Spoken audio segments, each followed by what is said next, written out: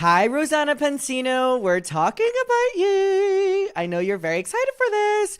Hello, muckers. Welcome back to my YouTube channel. Now, there is one piece of lore that we are missing in the Gabbie Hanna Escape of the Night, and it has to do with our favorite, Rosanna Pansino. Now, I want to give you a little bit of background on Rosanna Pansino because I have a very interesting opinion / conflicting opinion with Rosanna Pansino. Now, if you know, Rosanna is relatively known as a very unproblematic YouTuber. Like, let me pull up her Instagram just for all of you right now so you can see who we are talking about. Like, this is Rosanna Pansino. She's basically known as being, like, she does, like, the cooking books and the cooking videos and stuff, and she's been around on the platform for a very, very, very long time. She's basically known as, like, one of those, like, unproblematic, like, wholesome, you know, never has done a bad thing in her life YouTubers, and that's fine. Oh, I'm gonna turn my fan on. That would be amazing. Oh my god, wait, pause. I need my fan on. I'm roasting already. It's hot in Brighton right now. Okay, gorgeous. Now I am very cold. I love it. Okay, so yeah, she's known like that, and she has been on the platform for a very, very, very long time, as I had said. She never really has been involved in drama, to give her credit, and she's kind of stayed in her own lane.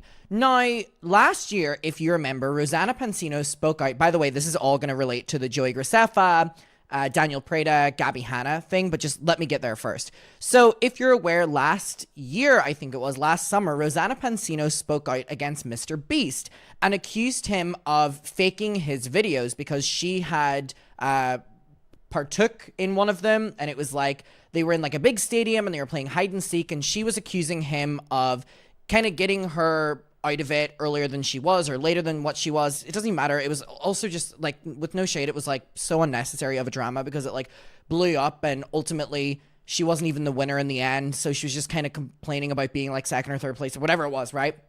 I didn't really care for it. And I made a video on it, and as this is my YouTube channel, I gave my opinion on it, and I said that it didn't seem like that big of a deal to me because she wasn't going to win the cash prize either way. But obviously, she had a different perception of it, and that's fine. She went on a lot of podcasts talking about it. She was talking with Trisha Paytas on the Just Trish podcast about it. She went on H3, I'm pretty sure. She basically was talking about it on all these different social media platforms. And for me, it just seemed like there's so many things to call Mr. Beast out for that I don't like about him. Specifically things that he did during the pandemic with, like, I'm pretty sure taking different loans out that, anyway, we talked about that before. I just thought that it was a little bit unnecessary. But again, that is her perception. That is her drama. You know, she can talk about it, and that's fine. I respected it. I still talked about it. I just gave my opinion on it. If anything, I was still highlighting what she had to say. Now, Rosanna Pansino to me is a very weird one because she, as I said, is known for not being involved in drama. Now, for someone who's not been involved in drama, she sure does kind of hang out in my comment section a lot, as much as a couple days ago. And it kind of bothers me that anytime I talk about Rosanna, people have this, like, cotton candy, like, glaze over her. That sounds very weird. Where, you know, she can... Well, Rosanna would never be involved in drama. I'm like, why is she hanging out in my YouTube comment section then? So after the Mr. Beast video, she DM'd me last year and said, hey, Adam, thanks for covering my story. I'd love to chat with you sometime if you're open to it. Now, I was going through a lot whenever this was sent to me, and I honestly just didn't open it. As you can see, I still haven't accepted the message. Now, since then, there have been many instances of Rosanna responding to comments under my videos or things to do with my videos, which is fine, but it's just kind of like, if your entire brand is not being involved in drama and stuff, I'm like, why are you hanging out in my comment section? But number one, that's number one. Number two, okay, so this is why I wanted to talk about this. We've been talking about the Gabbie Hanna Escape the Night, and one of the people that spoke out in this was Rosanna Pansino. She did a tweet, and it was called In Regards to Gabbie Hanna's Video, and she basically defended Joey and Daniel, which we're going to talk about, right? So tell me why I made a video a couple days ago where I reacted to, it was either Gabbie's video or Joey's response to Gabbie. And Rosanna Pansino is responding to all of the comments on my video promoting her upcoming podcast. Girl, go away. What the fuck? Like, it really, I was like, and Rosanna, I know you're watching this, and I know if you comment Rosanna's name fucking in the comments 3 times, she'll appear. I was like, what are you doing? Like, so, sorry, my Muckers Finsta has been going crazy today if you want to go and follow it. So basically, Someone said, legend has it, if you say Rosanna's name 3 times in the comments, she'll appear and tell you about her podcast. Now, this is what she was doing. So I was getting notified each comment she was doing, right? She's on my video where I talk about her for literally probably 10 seconds maximum. Maybe that's a bit dramatic. Maybe like 15 seconds or something like that. And she is responding to everyone. And she's going, I will talk about this and what actually happened on my future podcast. She's like, I'm building the set and blah, blah, blah, blah. And then she's responding to someone else and being like, I'll talk about this on my future podcast. Lots to cover. She did that. And then there was another one as well talking about her podcast. And I'm like, why are you in my comment section promoting your upcoming podcast where you're going to be talking about drama, but your entire brand when you spoke about the Mr. Beast thing is that you don't like being involved in drama? I don't like the hypocrisy. I do not like the hypocrisy. And I know that this isn't going to be a very popular take because Rosanna is known as one of these really unproblematic creators, and that's fine. But I'm just like, under the gauge of, I don't like being involved in drama, I will never talk bad about people and stuff like that. Why are you in my comment section where I barely mention you? The video was not even about you in any way, and you're promoting your podcast in which you're going to be talking about drama. Girl, it's annoying to me because it's like, anytime I talk about her, literally the response is always like, why are you talking about her? She's so unproblematic. And I'm like, this girl is in my comment section promoting her upcoming version of Just Trish, Just Rosanna. So anyways, we all can't wait for the upcoming podcast, Rosanna. Thank you so much for taking it upon yourself to promote it under so many, this is only some of the, under so many comments on my videos. I was getting so notified and I started deleting them as they were like, I was just annoyed. I was like, this is so frustrating because anytime I've talked about you being involved in drama and the fact you've talked about drama a lot recently, I get criticism and I'm like, ooh. Anyways, let's read what she said about Joey and Daniel. I just want to give you a little bit of lore on how I feel about Rosanna Pansino. I'm not the biggest fan. Also, the reason I'm not the biggest fan is because she was a big Colleen defender, didn't say anything, but obviously that's just my personal opinion. And obviously it's great that you're on an Adam McIntyre video where I'm like, this is my, like, I'm not trying to just give you the news unbiased. How boring would that be? I'm giving you my opinion with it. Sorry, I just see at the side of the screen that I literally have Gabbie Hanna blocked on Twitter. I'm pretty sure she has me blocked back. This is so unproductive. She has me blocked and I have her blocked. Also, she's been posting a lot of Christian TikToks recently. I'm like, okay. Anyways, so Rosanna Pansino said, so this is the ending of the Escape the Nightmare situation. Rosanna said, Joey and Daniel were extremely patient and accommodating during filming season 3 and season 4 of Escape the Night. So she was on season 3 and season 4. Gabbie was on season 2 and season 4.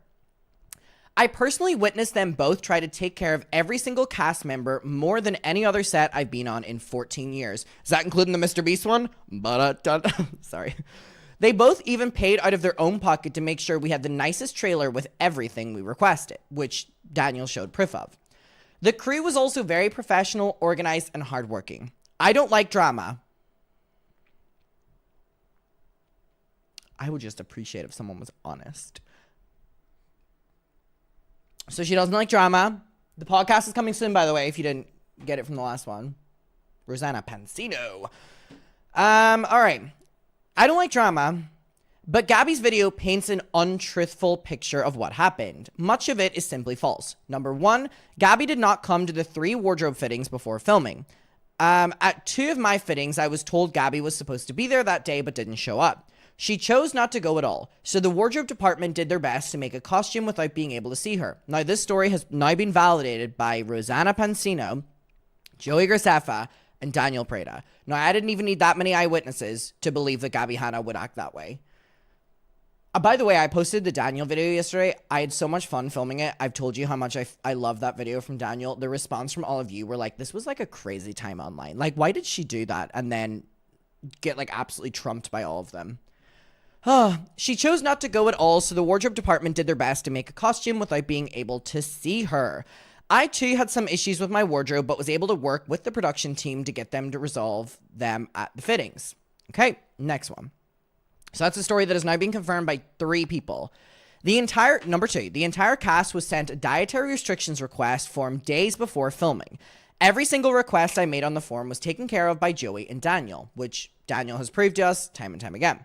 I personally heard Gabbie tell Joey the first day of filming, I didn't fill that out, I hope that's okay. Now we have video proof of Gabbie Hanna filming that out on day 1 of filming. Daniel Prada showed us that. So there we go. Another eyewitness. So there's nowhere for Gabbie to go, which is probably the reason that she deleted the video. Keep in mind, meals are ordered before production begins, so everything is ready ahead of time. That is the time to make dietary requests or bring your own food. And she makes a really good point here, which is basically saying bring your own food if you have that many dietary restrictions, or you're that, picky with food or dietary. Like, she made it perfect. Yeah. Do it yourself if it's that deep.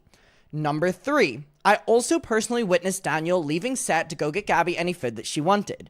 There was also many healthy options, including a salad bar with protein. Despite all this, she blamed Joey multiple times for causing her eating disorder to come back. Number 4, during the photo shoot press day, long after the show wrapped shooting. So by the way, that story about the food, Joey and Daniel have confirmed as well. So it's not just being like, fucking dog hair. Oh, I got it. Wow, it's rare that you'll get it on the first attempt. Great. So that story, the previous one about the food, was also confirmed and shown proof of by Daniel, and Joey also confirmed it. Number 4, during the photo shoot press day, long after this show finished shooting, Gabbie called one of the female production assistants a dumb and walked off set without finishing the shoot. The reasoning? Because the crew member gave an updated shoot time that was 10 minutes different than was originally told. This story has also been confirmed by Daniel. We watched this yesterday. So here is an eyewitness saying that they also saw Gabbie Hanna calling a production assistant a dumb C word because they updated her schedule. Whereas Gabbie then went on to complain that she was done so bad when she was actually treating everyone on set like absolute dog shite. Final one. Number 5. I also have ADHD and I'm very familiar with the anxiety and stress that it can cause. However, that is simply not an excuse to treat people like that and behave in that manner. Now, we've now had Rosanna and Daniel say that they also have ADHD, and it's not an excuse, which is absolutely true. All right, the final part. I don't think Gabbie realized that I could unfortunately hear many of the conversations she was having with Joey and production because my part of the trailer shared a paper-thin wall with Joey's. I did my best to avoid my private room for this reason, but from what I did hear, I can say I've never experienced someone talk like that. This is just a few of the falsehoods in her video, but I'll stop here because she doesn't like drama.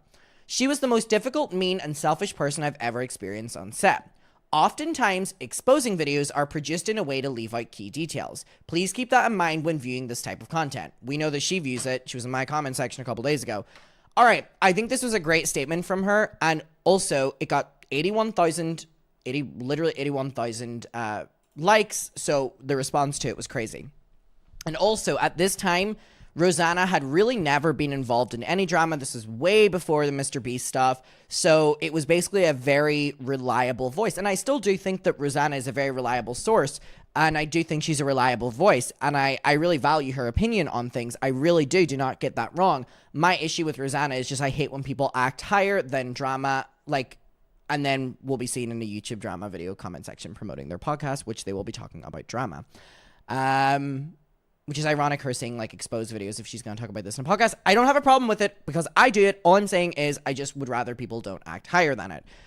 Anyway, I'm going to hold myself back there. I think that this was really important for Rosanna to do, and it was really great that she did this. She really backed Joey and Daniel up. This was before, I think, both of Joey and Daniel's videos, and she was really a good friend to do this. And again, it just showed Gabbie Hanna up more than she already had.